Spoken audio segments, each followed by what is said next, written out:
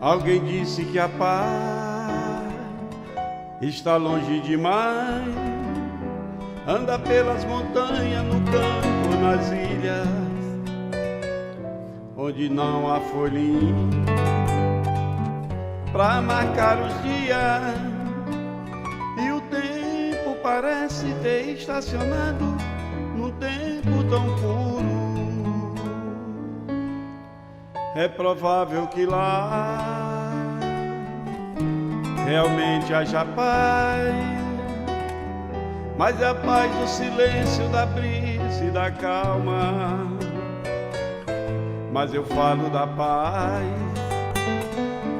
que refresca a alma, e que mesmo lá dentro da selva de pedra me traz tanta calma. Essa paz eu encontro se fecho os meus olhos e oro assim. E Jesus vem chegando e eu vou mergulhando numa paz sem fim. Essa paz eu encontro se fecho os meus olhos e oro assim. E Jesus vem chegando e eu vou mergulhando numa paz sem fim.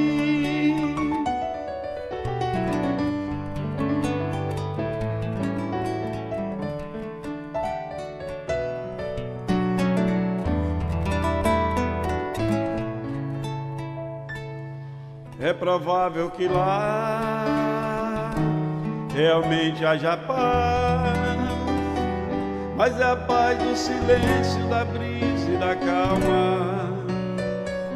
Mas eu falo da paz que refresca a alma, e que mesmo lá dentro da selva de pedra me traz tanta calma. Essa paz eu encontro se fecho os meus olhos e oro assim.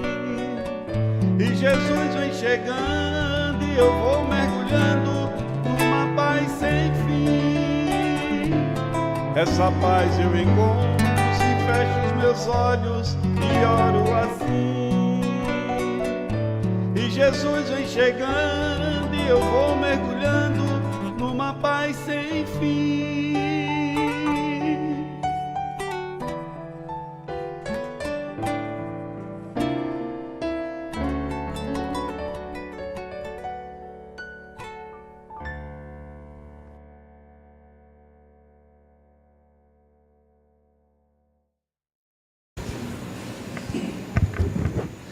Dá nem para bater palmas, né? Depois de uma melodia dessa. Oliveira, depois de lhe ouvir cantar nessa manhã, quem é Sérgio Lopes? Isso é uma bênção. Queridos, vamos ficar de pé. Vamos abrir as nossas Bíblias em Colossenses capítulo 3, a partir do versículo 1.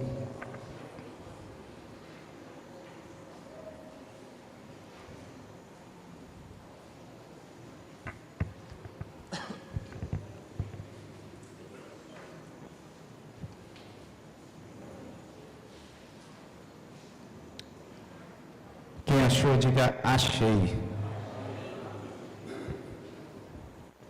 Oi. Gil, querido, acho que agora ficou alto aqui o retorno.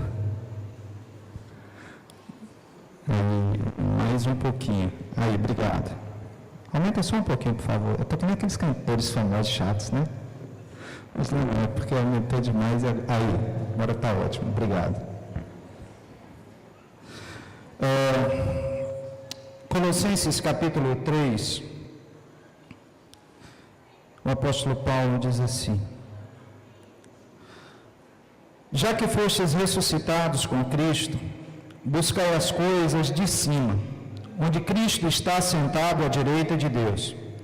Pensai nas coisas de cima e não nas que são da terra, pois as terrestres e a vossa vida está escondida em Cristo, com Cristo em Deus.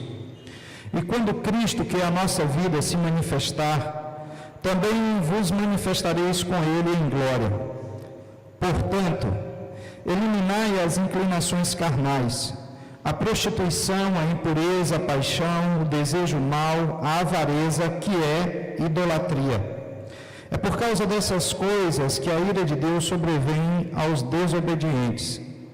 Nelas também andastes no passado, quando ainda viveis nessas coisas. Mas agora, livrai-vos de tudo isto: a raiva, o ódio, a maldade, a difamação, as palavras indecentes no falar. Não mentais uns aos outros, pois já vos despistes do velho homem com as suas ações, e vos revestistes do novo homem, que se renova para pleno conhecimento, segundo a imagem daquele que o criou. Nesse caso, não há mais grego, nem judeu, nem circuncisão, nem incircuncisão, nem bárbaro, nem cita, escravo ou homem livre, mas sim Cristo, que é tudo em todos. Então, como santos e amados, eleitos de Deus, revesti-vos de um coração cheio de compaixão, bondade, humildade, mansidão e paciência, suportando e perdoando uns aos outros. Se alguém tiver alguma queixa contra o outro, assim como o Senhor vos perdoou, também perdoai. E acima de tudo, irmãos, e acima de tudo, revesti-vos do amor, que é o vínculo da perfeição. A paz de Cristo, para a qual também fostes chamados, em um só corpo, domine os vossos corações e sede agradecidos. E a palavra de Cristo habite ricamente em vós, em toda sabedoria. Ensinai e aconselhai uns aos outros com salmos, hinos e cânticos espirituais, louvando a Deus com gratidão no coração. E tudo quando fizerdes, quer por palavras, quer por ações, fazei em nome do Senhor Jesus, dando graças por Ele a Deus Pai. Amém? Vamos orar. Pai amado e querido, obrigado, Senhor, pelo Teu amor, pela Tua bondade, pela Tua fidelidade para conosco, Senhor. Te pedimos nesta manhã, que assim como este culto tem sido, Senhor, motivo de adoração ao Senhor e de louvor ao Teu nome. Agora, através da Tua palavra, Senhor, fala aos nossos corações, nos inquieta, nos constrange, Senhor, nos faça perceber que precisamos ser servos melhores, irmãos melhores, ó Deus queridos, adoradores melhores, para honrar e glorificar o Teu santo nome. É em nome de Jesus que oramos. Amém. Queridos, podem sentar-se. Dos versículos 1 até o versículo 11, Paulo traz algumas exortações bem severas e bem duras à igreja de Colossos, aos colossenses. A partir do versículo 12, ele vai falar sobre o amor. Ele vai dizer para que não mintamos mais. Ele vai agora pegar aquilo que ele falou antes, que ele ensinou antes, e vai dizer para nós agora como praticar, como colocar aquilo em prática. Hoje pela manhã eu vou compartilhar com os irmãos dos versículos 1 ao versículo 11. De uma outra oportunidade, nós daremos continuidade a partir do versículo 12, e eu gostaria que aqueles que estão aqui nesta manhã guardassem isso no seu coração. A Epístola dos Colossenses, queridos, para muitos estudiosos, ela é considerada como a mais profunda que Paulo já escreveu. Ela foi escrita, assim como muitas outras cartas de Paulo, enquanto ele se encontrava na prisão em Roma. E ele escreve aos colossenses para adverti-los acerca dos falsos ensinos que ameaçavam a fé daquele povo. Porque parecia que o gnosticismo tinha se tornado o centro da cidade e o centro da igreja de Colossos. Ali se misturava religião e filosofia, com o povo que estava se tornando gnóstico.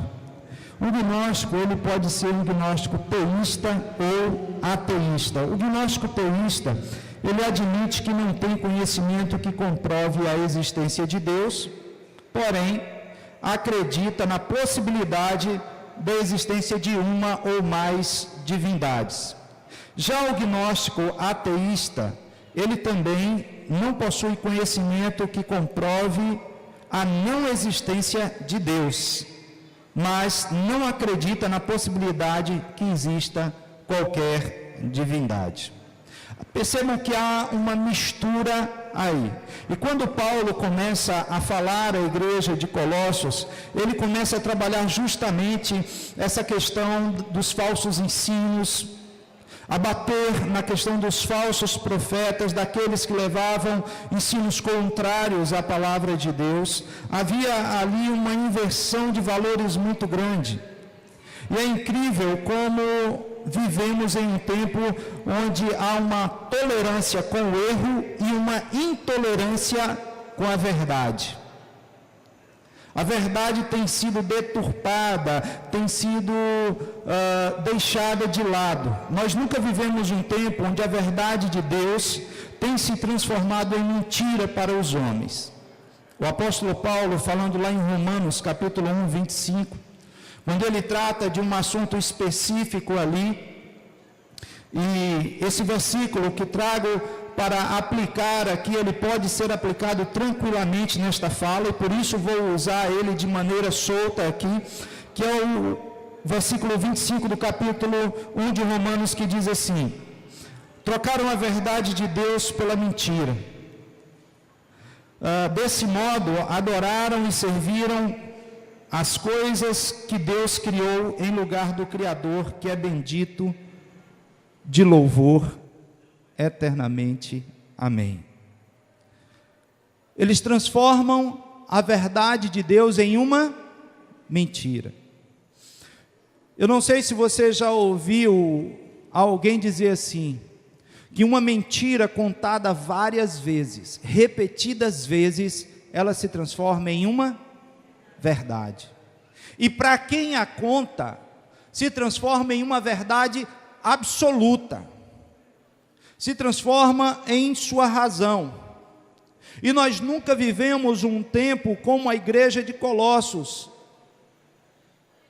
Os tempos que nós vivemos hoje é um tempo muito difícil, porque há essa inversão de valores, e uma inversão que nunca foi tão presente na igreja como é nos tempos de hoje. Nós pegamos Deus e estamos moldando Deus de acordo à nossa vontade e o nosso querer. Existem muitas pessoas que dizem para Deus: Deus, esta minha área financeira, eu vou deixar o Senhor tomar conta da minha família, eu vou permitir que o Senhor tome conta da minha vida física, da minha vida emocional, mas na minha vida financeira, aqui não, Senhor, aqui é meu quartinho secreto, aqui é a minha gaveta escondida, aqui o Senhor não vai entrar. Existem pessoas que ficam limitando a ação e o poder de Deus em suas vidas, e não só em suas vidas, mas também através das suas vidas. Pessoas que querem tomar o lugar do oleiro, querem moldar Deus às suas vontades e ao seu querer. E nós não somos chamados para o reino de Deus para sermos o oleiro. Quando entregamos as nossas vidas nas mãos de Deus, nós estamos dizendo: Deus, eu sou o barro, eu sou o vaso, o Senhor é o oleiro. Quando eu entrego a minha vida nas mãos de Deus, ou se eu fiz isso de maneira verdadeira, de maneira genuína, eu estou dizendo para Deus: o leme agora do barco, quem vira é o Senhor e não sou mais eu. Quando eu entrego a minha vida a Deus e eu oro: Pai nosso que estás no céu, santificado seja o teu nome, venha a nós o teu reino, seja feita a tua vontade. Às vezes o problema nas nossas vidas é que nós queremos pegar a nossa vontade e sobrepor a vontade de Deus, e ainda ficamos buscando atalhos para tentar fazer paralelos da minha vontade com a vontade de Deus. Mas será que é? Será que não é? Mas Deus, eu acho que eu estou certo. Querido, se você acha que você está certo, então Deus está errado? São questionamentos que nós precisamos fazer sobre a nossa caminhada com Deus, sobre a nossa vida com Deus. Precisamos entender que Ele é Senhor e nós somos servos. Precisamos entender que Ele é quem controla e nós é quem somos controlados. A igreja de Colossos estava indo por uma linha muito fininha, uma linha muito tênue. Eles estavam indo a passos largos para um abismo muito profundo. E o que Paulo faz é lançar uma corda para essa igreja e tentar arrastá-la e puxá-la desse abismo. Queridos, o Evangelho que nos molda, o Evangelho que nos transforma, a palavra de Deus que é luz, que é lâmpada para os nossos pés, este Evangelho nasceu no coração de Deus e não no coração do homem. O Evangelho procede do céu e não da terra. O Evangelho foi concebido na eternidade, o Evangelho foi concebido no Kairos e não no Cronos, no tempo do homem. O Evangelho, ele é o poder de Deus para todo aquele que nele crê. Como o apóstolo diz nos Romanos, capítulo 1, versículo 16. A palavra aí que Paulo, a palavra grega que Paulo está usando é dínamos. E no grego significa, traz 4 significados: poder, força, que transcende, sem medida, de onde se deriva a palavra dinamite. O Evangelho é o dínamos de Deus para as nossas vidas. O Evangelho é o poder de Deus para transformar as nossas vidas. O Evangelho é o poder, é aquilo que explode as pedreiras mais rígidas e abre os corações mais duros. Nenhuma força pode resistir ao Evangelho. Nenhum exército pode deter o seu avanço, nenhuma arma pode destruir o seu efeito e nenhuma ideologia pode apagar a sua influência. E talvez pensando nesse dínamos e nesse poder do Evangelho, o cantor cantou: ninguém detém, é obra santa, nem Satã e o mundo todo pode apagar esse ardor, ninguém detém, porque é obra santa, e esta causa é do Senhor. Ninguém detém, queridos. Talvez por isso, de forma tão veemente, por ter a certeza do poder do Evangelho em sua vida, o apóstolo Paulo, escrevendo logo nos primeiros versículos do capítulo 3, ele diz: se vocês foram ressuscitados em Cristo. A condicional se aqui, deste primeiro versículo,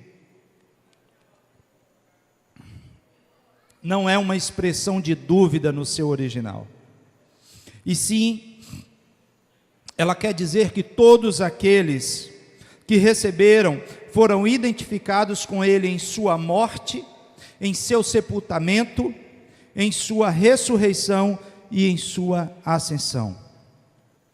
Warren Wiersbe, ele afirma que o sentido mais exato deste termo, fazendo um comentário nessa passagem, seria uma vez que estamos mortos em Cristo, fomos sepultados em Cristo, ressurgiremos em Cristo e teremos a nossa ascensão em Cristo. Uma vez que a nossa posição em Cristo não é algo hipotético, mas a nossa posição em Cristo deve ser um fato consumado.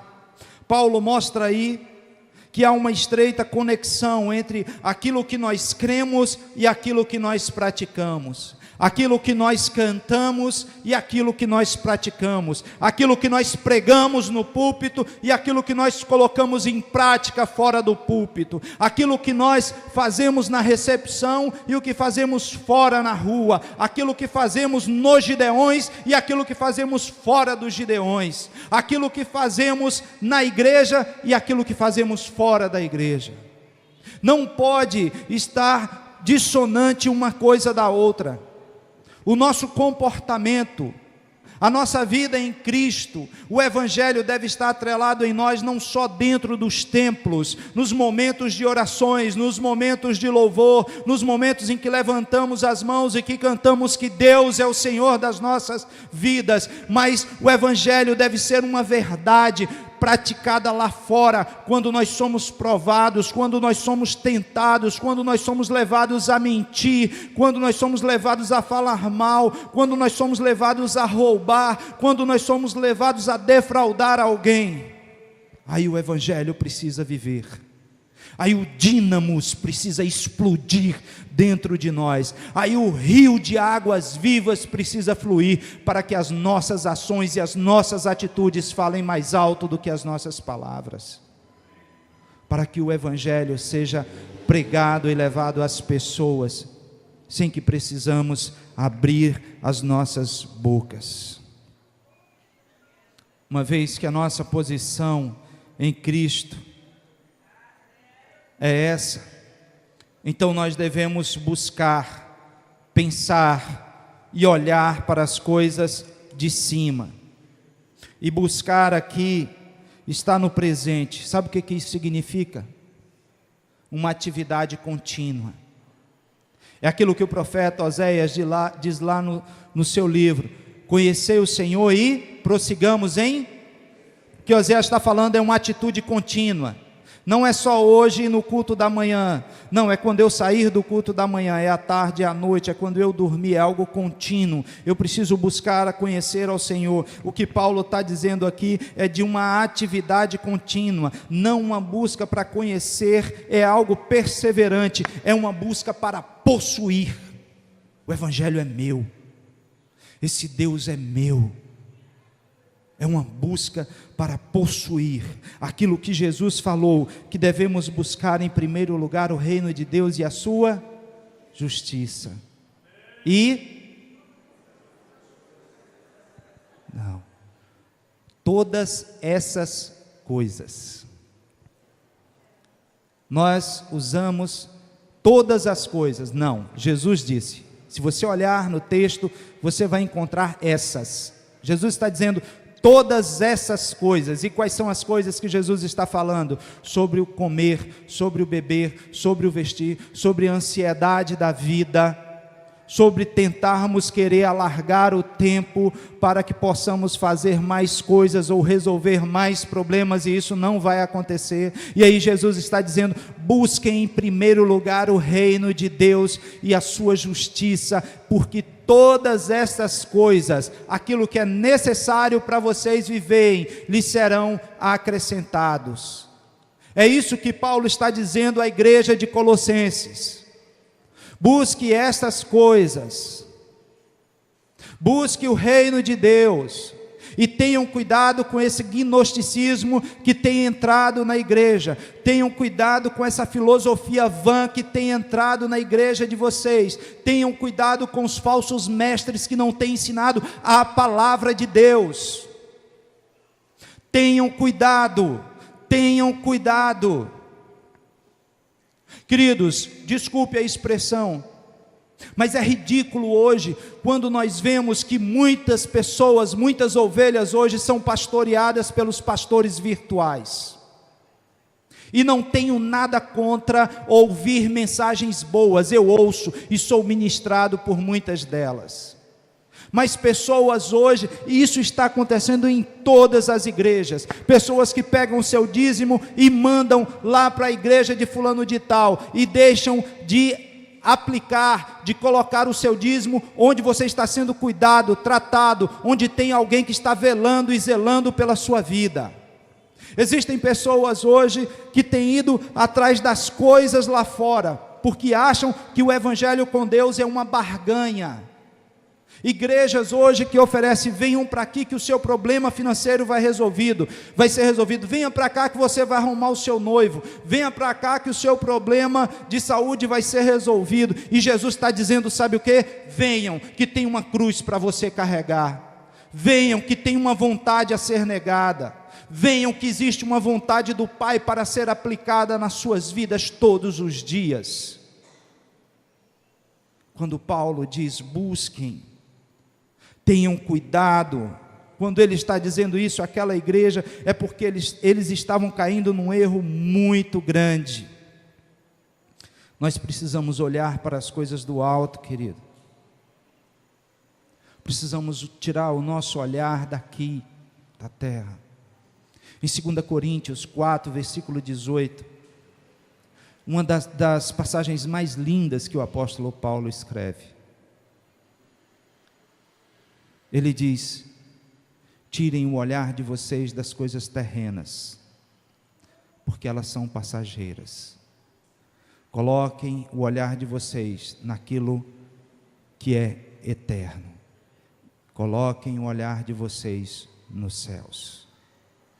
Olhem para Deus, olhem para as coisas do alto, parem de olhar para este mundo. Precisamos tirar os nossos olhares e os nossos corações daquilo que é passageiro e fixarmos o nosso olhar naquilo que é eterno, colocar os nossos corações naquilo que é do céu, na onde é o nosso verdadeiro lar. Eu entendo que uma vez que morremos para o mundo, nós devemos viver para Deus. Nos versículos 3 e 4 existe uma afirmação a este respeito, de que morremos e que a nossa vida está escondida em Cristo. E Paulo começa a falar de um futuro e diz que haverá uma manifestação em glória. Já nos versículos 5, ele fala como devemos viver. Nós devemos viver como mortos aqui, vivemos aqui, mas na certeza de que não somos daqui, de que estamos de passagem, de que vivemos aqui mortos para o mundo, mas vivos para Deus. O apóstolo vai dizer: fazei morrer a vossa natureza humana. Sabe o que a nossa natureza quer? Pecar. Sabe o que a nossa natureza quer? A minha natureza e a sua natureza quer? Pecar, mentir. Sabe o que a nossa natureza quer? Roubar, defraudar. É isso que a nossa natureza quer. Por isso que existe uma luta, por isso que a palavra de Deus diz: olha, a carne e o espírito militam, eles lutam constantemente um contra o outro. E aquele que nós alimentarmos vencerá esta batalha. Aquele que nós alimentarmos vencerá esta luta. A nossa natureza humana, ela deseja isso, queridos, porque nós fomos criados no pecado. Nós nascemos no pecado. E se nós não entendermos que precisamos aceitar a Jesus, viver com Jesus. A série que encerrei com os jovens e estamos trabalhando com os adolescentes, há uma frase que tenho usado com eles, que muitas vezes nós queremos Jesus como o nosso Salvador. E se eu fizer essa mesma pergunta nesta manhã, quantos aqui nesta manhã querem Jesus como seu Salvador? Balancem o dedão do pé, mexam o dedão do pé. Talvez todos nós tenhamos feito isso. Mas e se eu perguntar nesta manhã, quantos de nós queremos Jesus como Senhor?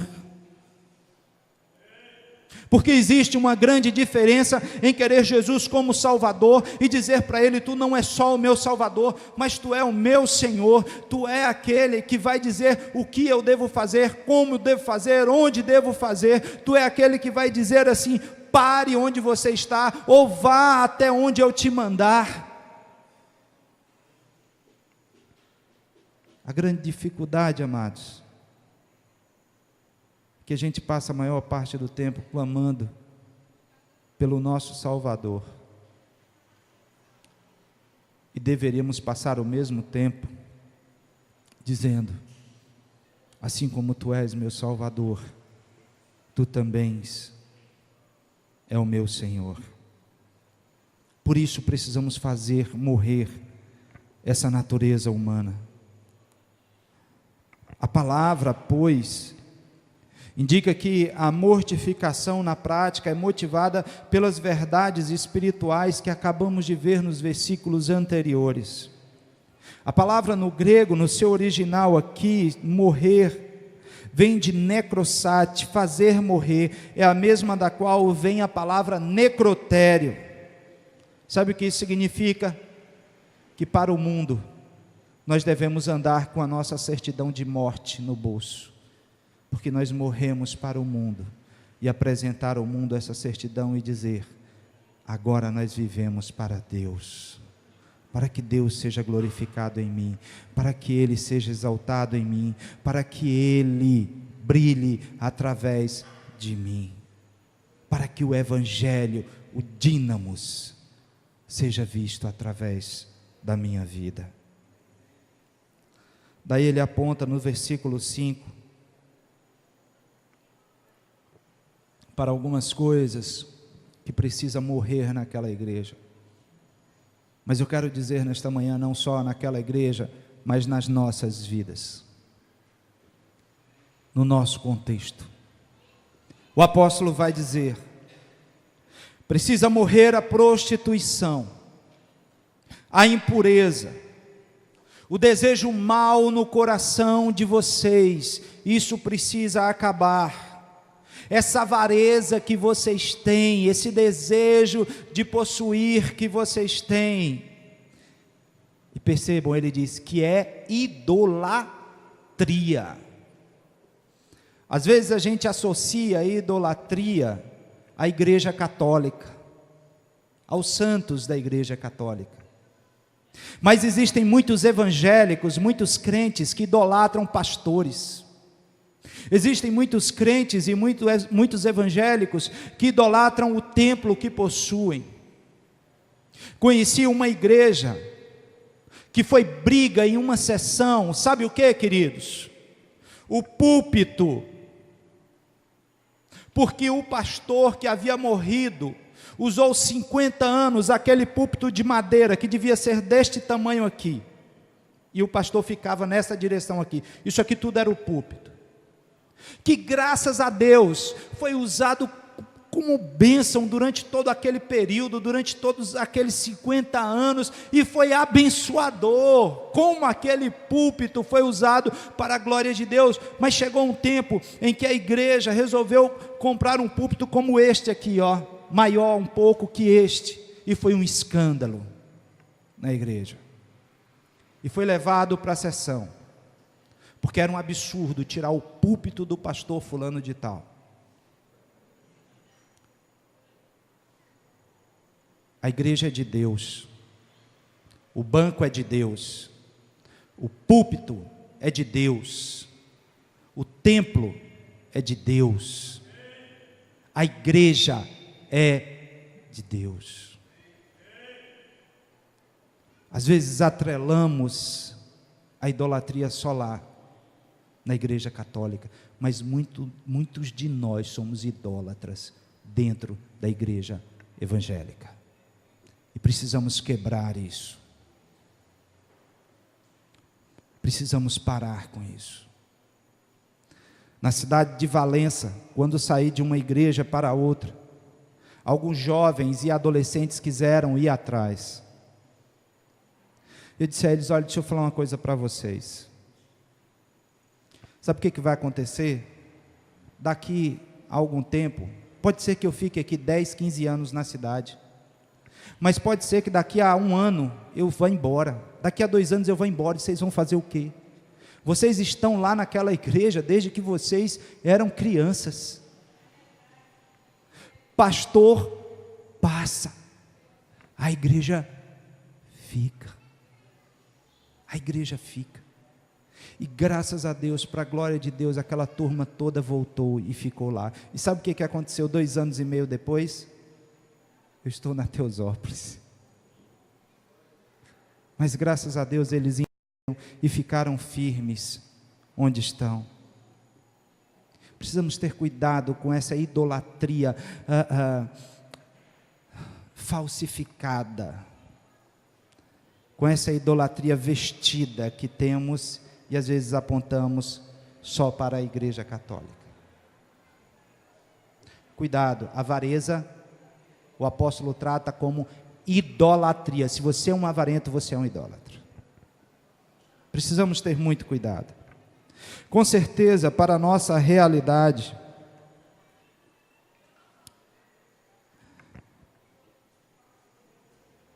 para esta realidade que nós vivemos, nós acrescentaríamos mais algumas coisas na lista de Paulo, não é verdade? Mas Paulo chama a atenção para esses pecados, pois eles faziam parte da velha natureza daquela igreja de Colossos. E não só faziam parte da velha natureza, mas estavam até hoje inserida na vida daquele povo. E estava presente na vida deles, como nós vemos aí no versículo 7. E a palavra de Deus diz que esses pecados, eles atraem a ira de Deus. Esses pecados não são mais compatíveis com a minha vida em Cristo Jesus. E ele continua no versículo 8, aconselhando a igreja de Colossos a abandonar mais algumas coisas. Ele diz: livrem-se da raiva, livrem-se do ódio, livrem-se da maldade, da difamação, de palavras indecentes no falar, não mintam mais, livre-se de toda a raiz de amargura. Hebreus capítulo 12, versículo 15, vai dizer: livrem-se de toda raiz de amargura, porque isso afasta vocês de Deus e contamina os que estão entre vocês. Trocando em miúdos, uma laranja podre apodrece todo o resto. Uma laranja podre apodrece todo o resto. O que Paulo está dizendo: se há ódio, se há mágoa, se há rancor, e tenho dito isso nos cultos, quando falamos sobre faça a diferença nos relacionamentos. Mágoa, rancor é um veneno que você toma esperando que o outro morra, e o outro não vai morrer, quem vai morrer é você. Ódio, alguém disse que é um ácido, que você joga na sua mão, coloca na sua mão para jogar no outro, e é você que vai ser corroído, é a sua mão que vai ser corroída.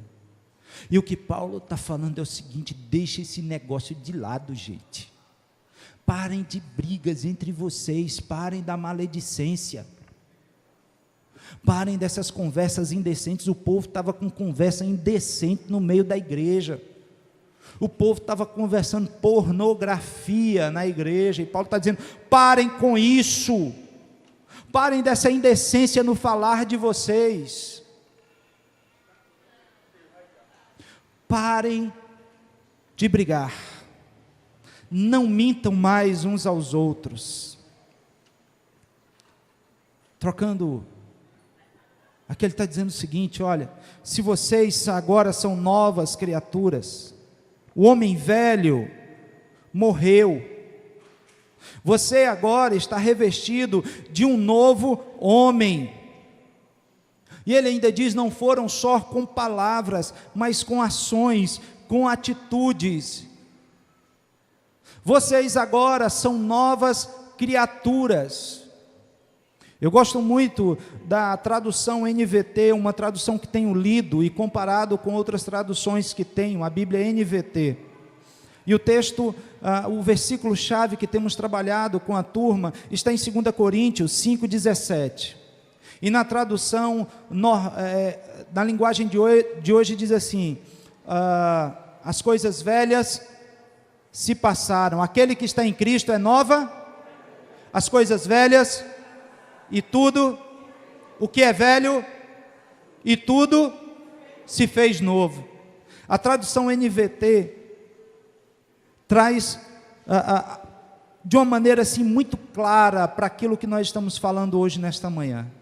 E é engraçado porque quando eu coloquei este versículo no PowerPoint NVT, aí os adolescentes disseram assim: é a tradução do Novo Testamento. E eu disse: não, queridos, NVT, Nova Tradução Transformadora. E na Nova Versão Transformadora, está assim: logo, todo aquele que está em Cristo se tornou uma nova criação. A velha vida acabou. A velha vida morreu. Acabou.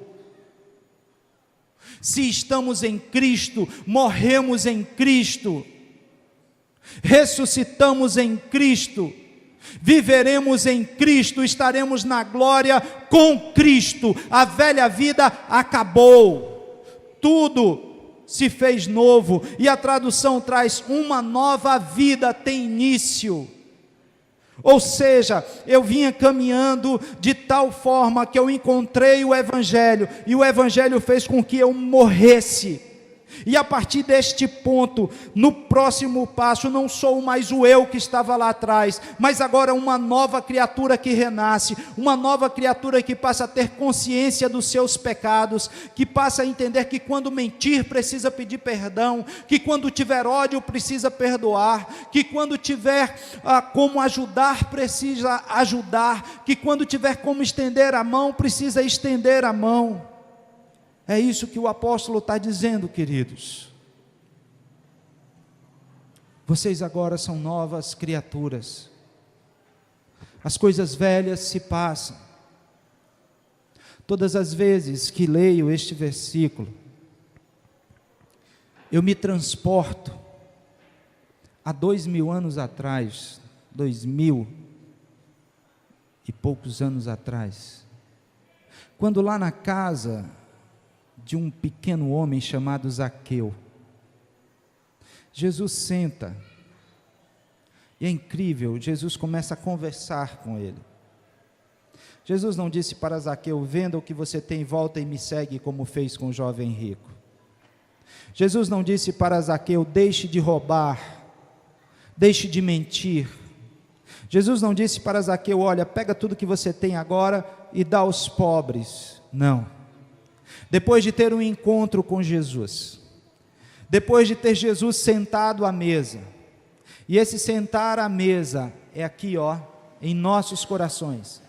Jesus estava fisicamente sentado à mesa de Zaqueu e comendo com Zaqueu, mas Jesus estava espiritualmente entrando no coração de Zaqueu e sentando espiritualmente no seu coração, e Zaqueu abriu o coração para aquelas palavras de Jesus e disse: pode entrar. Jesus estava falando: eu estou à porta, e Zaqueu estava dizendo: entra, entra, e Jesus estava falando, e Zaqueu estava ouvindo. Era como alguém que dissesse assim: fala que eu estou gostando, fala que eu quero ouvir mais, fala que isso está me transformando, fala que isso está me moldando, fala que isso está me confrontando, fala porque isso está me chamando de mentiroso, fala porque isso está me confrontando como um ladrão, fala como isso está me levando a entender que eu sou alguém que defrauda, que rouba os pobres. E depois de ouvir tudo isso, gente, eu imagino a cena. Depois de ouvir todas aquelas palavras de Zaqueu, o coração daquele homem é tomado por um ímpeto, e ele diz: Senhor, Senhor, eu quero falar. Senhor, se eu defraudei alguém em alguma coisa, eu vou restituir 4 vezes mais. E ele sabia que tinha defraudado alguém, muitas pessoas. Ele disse: Senhor, eu vou pegar metade dos meus bens e eu vou dar aos pobres. Sabe por que isso aconteceu, queridos? Porque naquele dia, o dínamos de Deus entrou no coração de Zaqueu. O poder de Deus entrou no coração daquele homem. Naquela mesa, naquele dia, o velho homem morreu e nasceu uma nova criatura. O que Paulo está falando àquela igreja: vocês precisam morrer para que possa viver.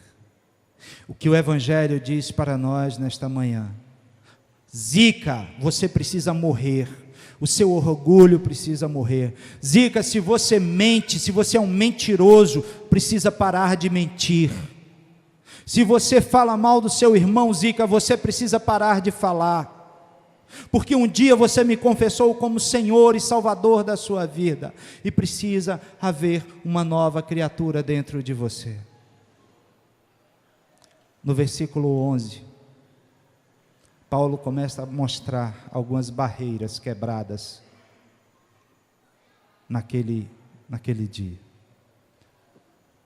Vitor, põe o slide aí, por favor, querido.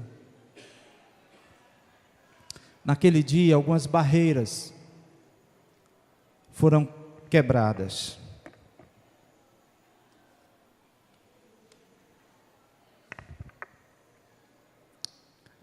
As barreiras raciais. Você pode ler comigo, por gentileza, o versículo 11? Nesse caso,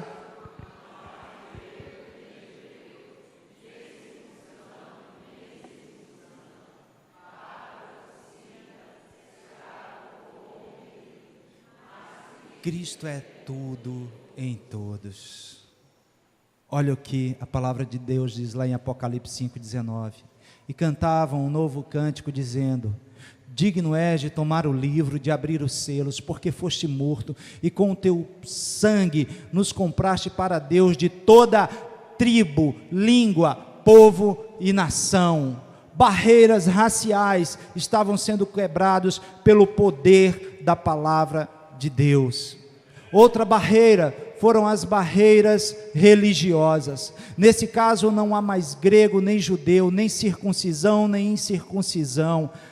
Queridos, as cerimônias e ritos religiosos que separavam as pessoas, agora não separavam mais, porque o que era preciso era que Cristo fosse tudo em todos, era que o lugar de adorar podia ser no Monte Gerizim, ou poderia ser lá em Jerusalém, mas o mais importante que Jesus está falando, é que o lugar verdadeiro de adorar, é no coração de vocês, é dentro do coração, é sentado à mesa do coração, é o Evangelho dentro de cada um de nós, explodindo dentro de nós, para que nós sejamos transformados, e transformemos o mundo. É o dínamo de Deus dentro de nós. A outra barreira foram as barreiras culturais. Bárbaros e cita. Agora tantos mais cultos quanto os mais incultos poderiam frequentar a igreja. Ninguém mais poderia ser barrado, porque o Evangelho é para todos. Porque Ele morreu para todo aquele que nele crê não pereça, para que todo aquele que nele crê não morra, para que todo aquele que nele crê não morra eternamente, mas para que todo aquele que nele crê viva eternamente, independente da sua situação financeira, independente da sua situação cultural, independente das barreiras que possam se levantar. E por último, foram as barreiras sociais. Tanto o escravo como o homem livre. Ficou entendido que a maior prisão do homem é quando ele está livre, sem Cristo Jesus. Uma vez entregando a sopa com a turma aqui da igreja, era por volta de 3 horas da manhã da sexta para o sábado, e eu e o irmão conversávamos ali em frente ao Itão, e ele falava da miséria que as pessoas, e que acabamos de visitar ali na antiga fábrica da Kildare estavam, e paramos ali para orar, e antes de orar, esperando o restante da turma chegar, estávamos conversando, e eu disse para aquele irmão, eu falei: irmão, porque ele se compadecia tanto das pessoas que estavam ali, e eu olhei para alguns prédios ali, daqui da cidade, de lá, e vi algumas luzes acesas. Eu disse: irmão, deixa eu te falar uma coisa, são 3 da manhã, está vendo aquela luzinha acesa lá naquele prédio?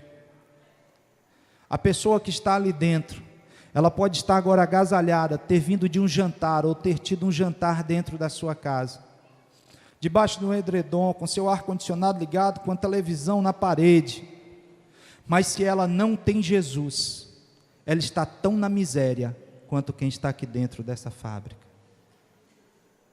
Ele é tão miserável quanto. O que Paulo estava dizendo para Colossenses, para a igreja de Colossos: não existe mais barreiras, todos poderão entrar, todos poderão adorar a Deus. E a partir do versículo 12, ele começa a dizer: se vocês se revestiram de um novo homem. E aí fica para um próximo momento. Vamos orar, vamos fechar os nossos olhos e curvar as nossas cabeças.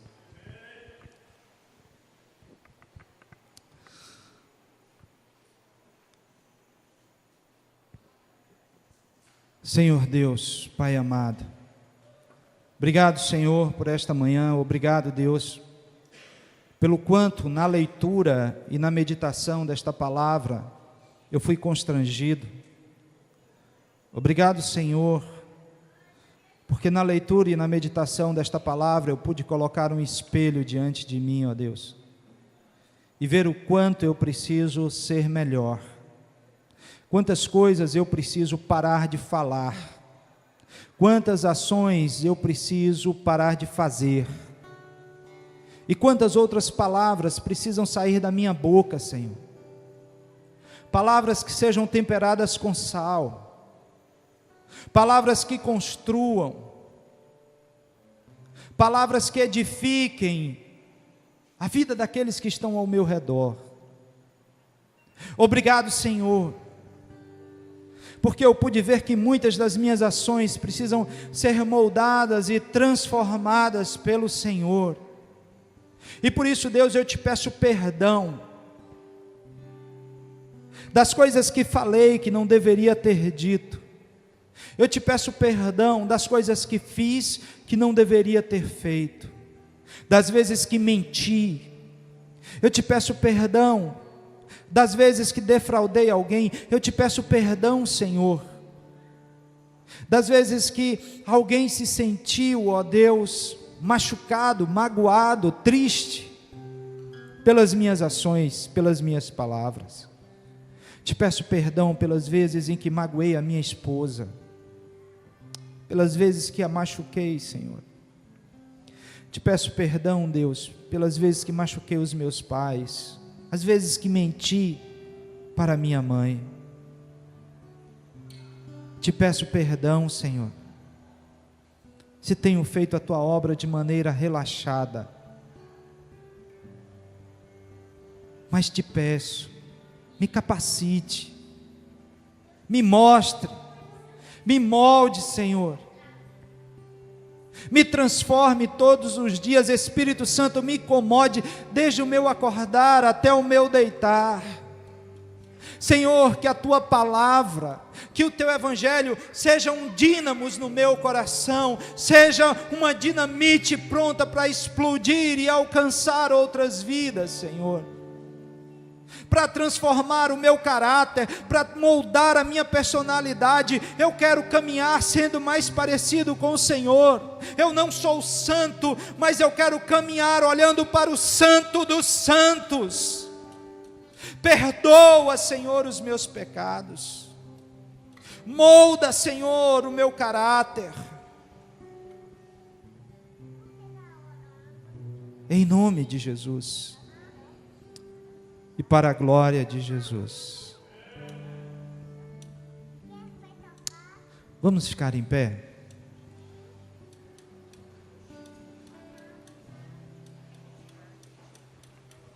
Vamos encerrar o culto desta manhã com esta canção. Meu respirar. Este é meu respirar,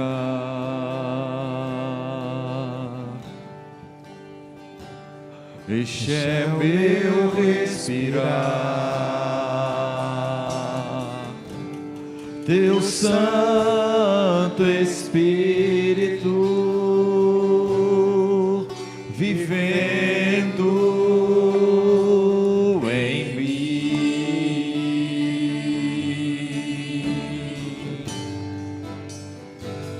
E este é o meu pão,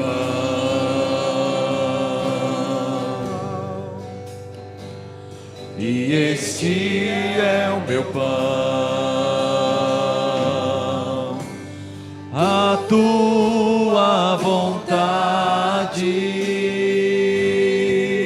feita em mim, e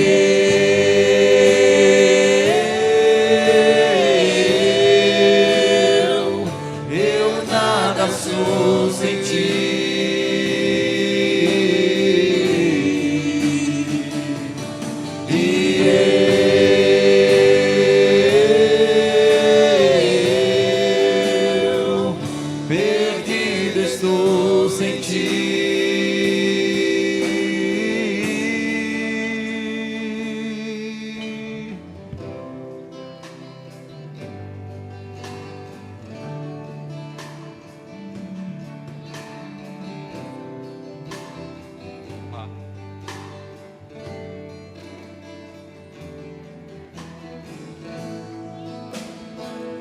Este é o meu respirar,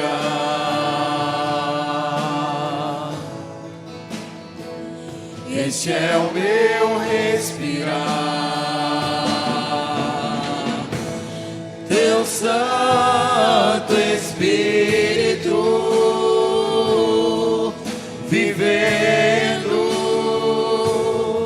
em mim.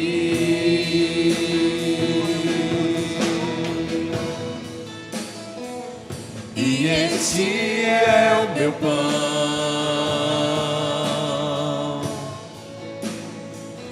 e este é o meu pão, a tua vontade feita em mim, e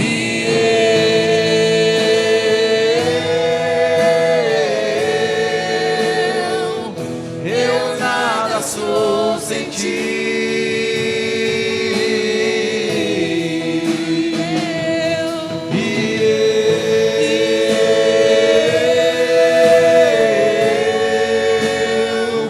Perdido estou sem ti.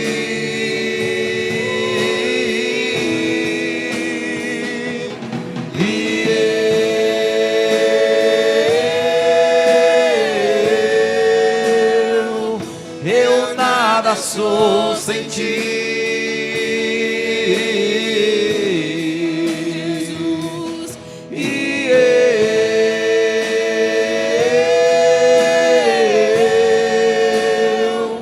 perdido estou sem ti.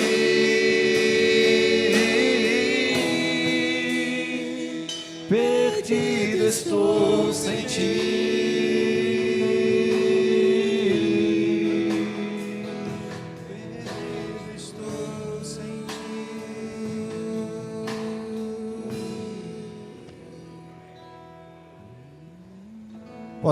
Podemos, Deus, ser encontrados por muitos, mas se não formos encontrados por Ti, estaremos sempre perdidos.